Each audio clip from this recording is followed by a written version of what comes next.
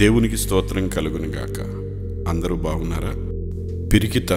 పిరికితనం అంటే సిలువ మోయడానికి భయపడడం, శ్రమకు భయపడడం. ఈ పిరికితనం మనల్ని అపరాధులుగా నిలబెడుతుంది.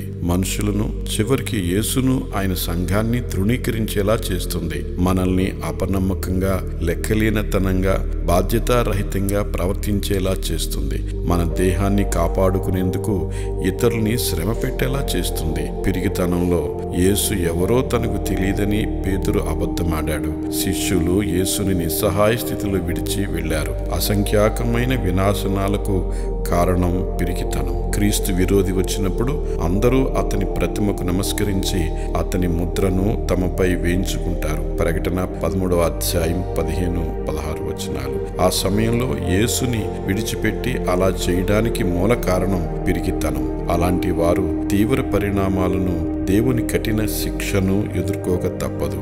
కావున ఈ పిరికితనాన్ని అసహించుకుని దాని విషయం పశ్చాత్తాపడాలి. ఇదేమంత ప్రమాదకరం కాదులే అని భావిస్తే మనం కూడా యేసును తృణీకరించేదాకా వస్తాం. ఫలితంగా శాశ్వత కాలం పరలోక మహిమను కోల్పోవలసి ఉంటుంది.